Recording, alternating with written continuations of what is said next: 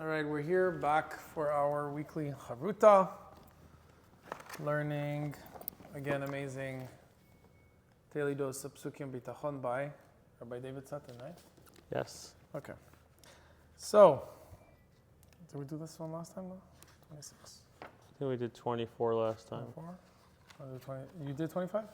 Yeah, I did that with my mom. Okay, We could so do it let's again. do, It was a good one. Yeah? We could Whatever do you it. want. Let's do a new one. Okay. Okay, so 26. I actually repeated the last one at the Shabbos table on Friday night, and it was really It was a nice. good one. Yeah, it was fresh in my mind too. So. That was a really good one. Yeah. Okay, all those that hope to you. So, chapter 26, written in Tehillim, Gam kol kovecha lo yevoshu habogdim rekam. Also, let all who hope in you not be ashamed. Let those who betray without cause be shamed. Okay. If only Hashem would send me a letter and explain what's going on, I'd be able to accept it. So, kind of like... You need a sign. a lot of times we're like, I need a sign, like Yeah. make the leaf fall from this tree right now or something like that. It's true, by the way, because I actually know people they're like, I need a sign like that. If I get a sign, I'm good to go. I just need some. I'm like, I just tell them maybe look for something else being a sign. Right. Yeah, or even take the time to dive into Hashem for something and see if that something. Yeah. Sometimes might not be right away. Might take some time. The problem is that we don't pay attention to the signs we're having every day. That is the problem, exactly. Like the other day, just a few days ago, my son, we served a hot dish, and there was, and somehow the oil from the dish splattered onto his face, and he got it all over his clothing, and got it on right here, right by the eye, and it was just millimeters Jeez, thank God. away from his eyes. Oil, hot oil could cause permanent damage to the cornea, right? So, at that very moment, you're like, what just happened? Did it go into his eyes? Is he going to lose his vision?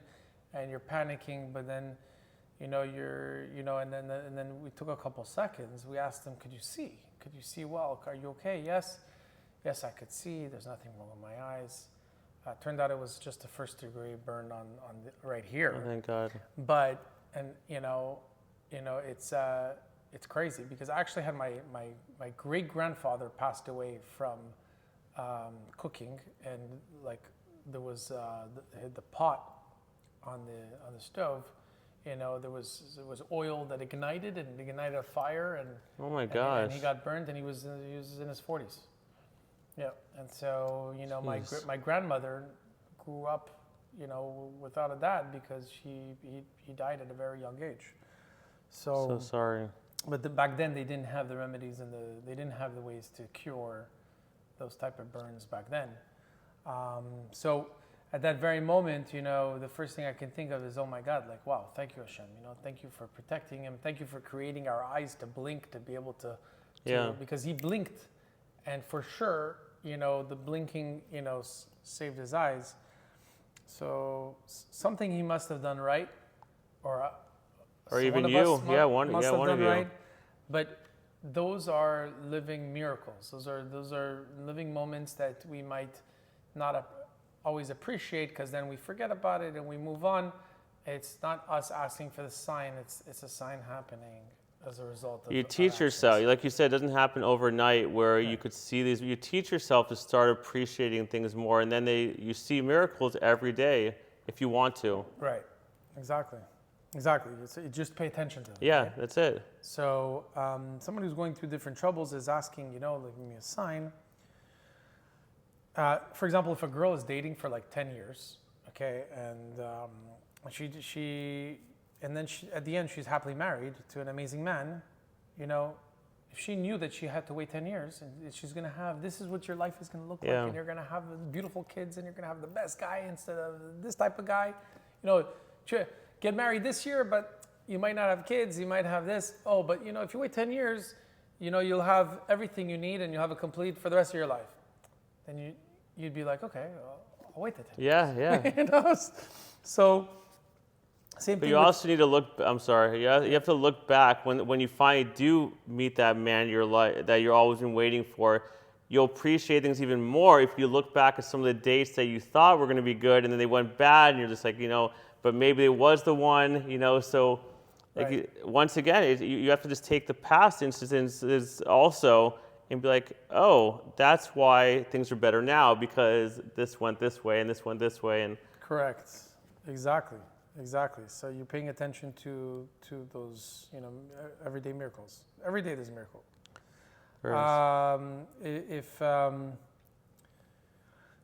Same thing if a person is going through medical treatments, if they know that they're going to suffer very hard, but at the end they're going to heal, and they have that guarantee, they're going to go through that process of healing much easier, much better. And especially that when it comes to health, I believe it's a large percentage mental. So I agree. If you're already there and you're like, I'm healed, I'm good, I'm out of it, there's a higher chance of getting out of it. And then they talk about there's certain things that you might not see in your lifetime that you want to be saved from, or that you're looking for this Yeshua that you're looking for. You might not have it, but your merit for that might come in Olam Haba, in your next next world. But if you knew that what you're doing you right now, like you're doing chesed, or you're going through a heartache, whatever it is, something happened, and you know that the reward for what you're working on is in the next world, you wouldn't mind waiting your entire life even.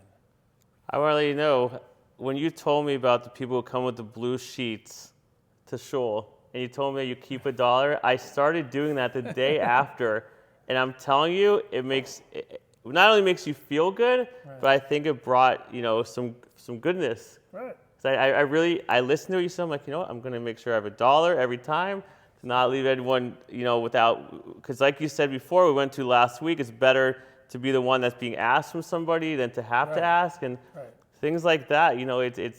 It's amazing. Also, it eliminates the need for you to ever become a judge of character, because when someone's asking for money and you only have a $20 bill, what's the thing you're doing? You're like, does he really need the $20? I only have $20 on me. Usually I give $1, $5, whatever. Should I? Yeah. If you have those dollar bills and you're always giving, if your heart tells you that you need to give more, you'll give more. Yeah.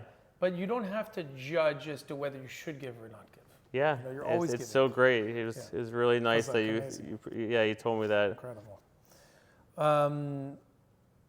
However, so David HaMelech, with whom Hashem communicated, felt his guarantee. He was able to say the words, I relied on you. As he did in the Pasuk that you learned previously, chapter 25. But now, David turns his attention to those who don't receive such communications. Those people that, just have to trust Hashem. They don't have a direct message like David HaMelech, right? And knowing that they're going to be saved. So, for that reason, he asks Hashem, let all those who put their hope in you not be shamed. In other words, from what I understand this, try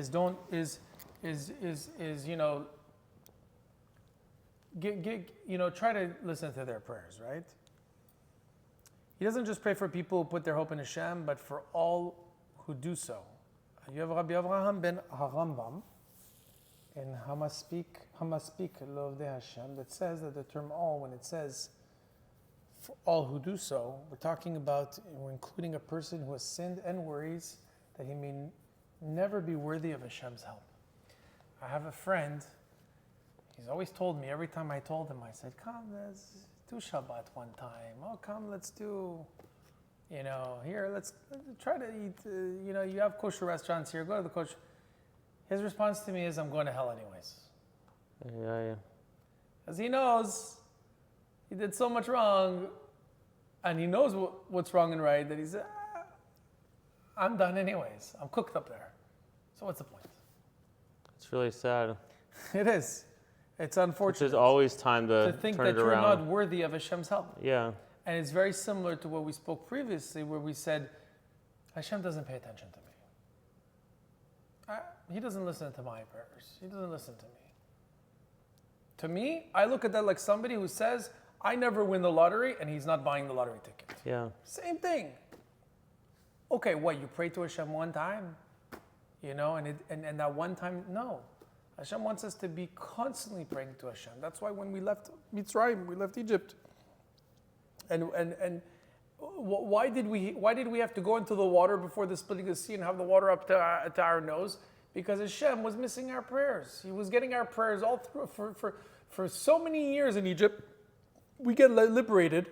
We get freed. He conducts all these miracles to get us out. We see all these miracles.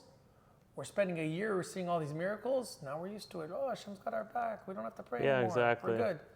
Hashem said, no, I need your prayers. So I'm going to bring you to the sea. And after all these miracles for 1 year, I'm going to bring you to the point where you think you're going to drown, and it's over. I want your prayers. So every time that I feel personally that something bad is happening to me, or I'm not going through a hard time, I'm usually imagining myself as now I'm in front of the splitting of the sea. Now it's probably Hashem misses my prayers. I'm not praying hard enough. He misses the times that I pray to him. And so I have to go back into it and remember. I think also people put a little too much pressure on themselves as far as, I have to dive in for hours, or I have to do this, or, this isn't going to happen. But like we said a couple weeks ago, everyone's different. Everyone has a different job from Hashem. Right. And everything takes time. So if you just find something that gets you closer, little baby steps, whether it's, I'm going to start taking on this. Correct. If it's not, you don't think it's a big deal, but to you it is, because it's hard to commit to anything. Mm-hmm. So, and everyone has a different way of getting close to Hashem, and it could take a lifetime. But who cares? Right. As long as you're trying, like you said, as long as you're showing Hashem, I'm trying to get there. But a good way to get to for you to start paying attention to the lifetime, right? Even though things could take a lifetime, you don't want to get discouraged. So one way is to pay attention to the amazing miracles and things that are happening 100%. And one good practice, actually, my wife and I started doing this, is at night when you put your kids to bed. Everyone goes around and you're with the kids. You're like, doing your bedtime story, whatever, Shema, and everyone goes around saying 3 things that they're grateful for that day. And I love that. And if you do that, you're verbalizing it, and what's going to happen is you're going to go to bed the next day. The week is going to pass by. You're going to remember just hearing from your kids or from yourself voicing those things, because a lot of times things happen that are amazing that that guy almost hit me. I don't know how I missed him. I would have been in a car accident, and the car just stalled. I don't know, it saved me. Something happened, and we don't, we think about it. But the next day, we forget that it ever happened. Yeah. And so if you're somebody who doesn't repeat the goodness that you have and that you're fortunate for and the miracles, and pay attention to those miracles every day, you're just going to find yourself forgetting, and you're going to think that Hashem doesn't pay attention to you, and there's nothing, you're not special. That's why they also say that it's kind of nice to learn Torah before you go to bed. So you go to bed with that mindset, and you're going up to Hashem when you sleep, up to Shemayim, learning Torah. So exactly. it's kind of it's something that I'm preaching, but it's not something I do. I should do it, because it does sound really nice. If you're too tired to learn before you go to bed or to do that, what you can do is you can just have a diary, and you just write down those 3 things you're grateful for. That's really nice also. Because then what you do is now you're going to bed with being grateful. Yeah, it's really nice to do that. It's very therapeutic. A lot of therapists tell people who go through depressions and whatever, just do that. Write 3 things down. And then whenever you're down, just open the book. Oh my God, wow, this happened. Oh, there was almost that accident. Oh my God, my son almost, there was a situation, could have gotten into his eyes blind. By writing things down, now you have a book. Now, before you know it, a year later, you might have an entire book of miracles. Yeah. And you're like, wow, I'm a living miracle every single day. That's really nice. So one thing I do is every Friday night, every Friday before Shabbos, I write a letter to my kids. I date it. Yeah. And it's whether about, I'm proud of you or something I did this week, and I make their bed and I put the note. Every Friday, I do that for them. So they always have that going into Shabbos. They read their note, and that's how they go to bed Friday night. Yeah, I just something I took, and So you write it before Shabbat? Yeah, I highly recommend it because little kids especially look forward to reading these notes. And it could be about anything. It could be, oh, you did great in hockey. My little one. Yeah, my little one's learning how to read. So I write like 5 words that he could read, and he reads them. And I write, you're so good at reading. My daughter, she's working on a play. Oh, I'm so proud of how you're learning your lines. It could be the simplest thing, but they know every Friday before they go to bed, they have this note and their bed is made. Especially I make their bed like an interesting way with the stuffed animals and like you said, like anything you do to make their next morning, going into their next night, or going into nighttime feeling positive, like the 3 things, it's so special for kids. Incredible. I like that recommendation. I'm going to use it. The Radak says that this hope of the average person is the result of the reliance that David speaks about in the previous pasuk. People see that David, Hamelech, relies on Hashem and is answered. Therefore, they have hope that they're also going to be answered. They've seen the bitachon in action, and this gives them hope that it's going to work in their own lives as well. And one reason to ask for Yeshua is to give other people hope for their own. A woman that's, let's say, 26 years old could pray to Hashem and say, answer me, please. Let me find this wonderful husband so that other single women who worry about ever finding the right match will have hope. She's telling Hashem that helping her is going to strengthen the bitachon in others. It's going to be a kiddush Hashem. Reassuring all who hear of her marriage that Hashem never abandons us. So when you tell Hashem that I want to be an example for something else, that's incredible.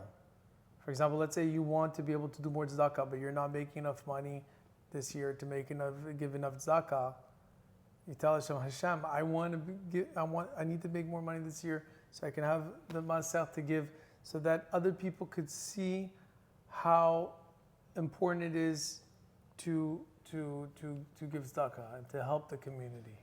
And so I can make a difference. So you're giving, it's not just for personal use. You're giving a reason to Hashem that it's for personal, but as a result, it's going to create this kiddush Hashem. And He listens. He really does. Because then you're giving a purpose and a reason, not just for one individual, one soul, to help others. So many. I love that. The Yeshua will encourage and strengthen others' bitachon when they see that it pays off and the answers to someone's prayers. So, and of course, if someone prays for Yeshua from this perspective, help me so others are going to have hope, it has to be sincere and real. If it's just a technique, let me say this and see if it works, it's not going to have enough power for it to be successful. To be one of all those who hope in Hashem, Hashem has to be our real and only hope. We see this deep-seated awareness exemplified in our lives with our Gedolim, who had a perfectly clear view of the way the world works.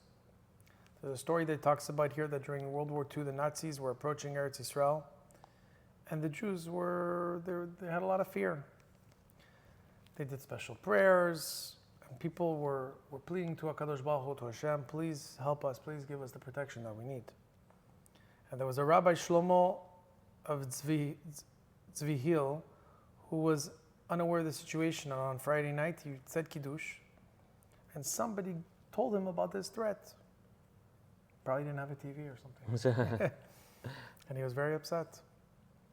He said, why are you telling me this only now? You should have told me this before I said the Kiddush. He explained that when we say Vayechulu Hashemayim min haaretz on Friday night, we become Hashem's partner in creation. And partners can influence each other. When we declared Kiddush, that Hashem created and governs the world, we become His partners. And He then takes our requests even more serious. This is the best and most opportunistic time to ask for help. I didn't know this. I didn't either. So think about it. Your whole week went by. It's Friday night. Starting Kiddush. Wow. So it's a time where you can partner with HaKadosh Baruch Hu to declare the things that you need And when we declare at Kiddush that Hashem created and governs the world, we become His partner. Now this request is taken more seriously. It's the best time to do it. And the rabbi then regretted not having known about the crisis before Kiddush, because at that moment, he could have forged this partnership with HaKadosh Baruch Hu. And we have only one time to do it, which is that Friday night when we say Vayichuru. That's so cool. I had no idea. Yeah, it's something we should start doing. Think about. That's the outlook of someone who hopes in Hashem. And that could be anyone, not just David HaMelech or Tzaddik. So if we place our hope in Hashem, we're not going to be lacking anything. We're not going to be ashamed. We're not going to be embarrassed that, hey, HaKadosh Baruch Hu is maybe not paying attention to me. He's not here for me. So anybody, to recap, anybody who doesn't feel guaranteed that Hashem is going to help them, they still have an option to put hope. Like I spoke about my friend who said, I'm a dead case. That's so sad. I'm rotting in hell anyways. Okay.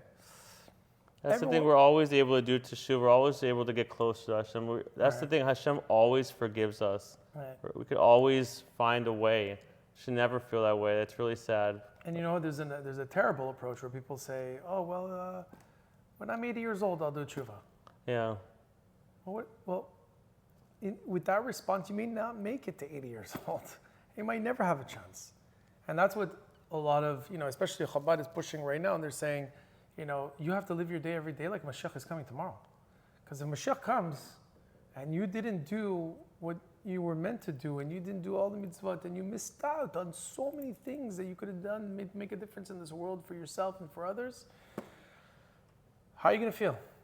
It's funny because I was talking to a friend and I was saying to him that, God forbid we find out one day that, this isn't true. Like, this isn't the real way to go, and we're 80 years old, like you said. I don't think anyone's going to look back and be like, oh, I regret doing all these good deeds. I regret doing this. It's not, but you are going to look back and be like, maybe I should have done more good. Basically, you're saying you're going to regret what you didn't do. Exactly. You're never going to regret, be like, oh, well, even if we find out, that maybe Hashem isn't there, whatever it is, God forbid, you're not going to regret doing good. You're not going to be like, oh, I wish I had more fun when I was 70 instead of, doing teshuva and learning Torah. It's not going to happen. Right. So I have a question for you. How do you, and I know the answer, let's see if you can figure this out. How does someone identify what it is that they're going to regret not doing? Oh, well, that's a tough question. Think about it. The only way to, of course, you could do as much as you can, right? You're like, okay, I'm going to try to do as much as I can. I'm going to try to learn. If you just do it, you can't regret it. Just go ahead and do what you think you need to do. So, right. Then you don't even have to identify it. Right. So one option is to do as much as you can and do as much as you always do your best. Always push yourself. But there is one thing that each and every one of us could relate to, especially when it comes to Judaism. The one thing that is the hardest for you to do, that's the thing that you need to be doing. That's good. Yeah, that's a good. Because anytime I speak to anybody and they're stressing about this one thing that it's so difficult, they can't do this, it's so hard for them. It could be not being able to pray. It could be not being able to do their Shabbat properly. It could be maybe that they're eating kosher, but sometimes they're cheating a little bit here and there. Kosher style, I'll eat a salad or something out, whatever it is. Or if I'm in a business meeting, I'll cheat a little bit. Or it could be, that anything.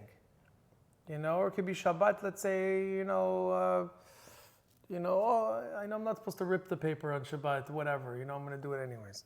Or I'm going to find a reason or excuse. Whatever it is that's the hardest thing for them, okay?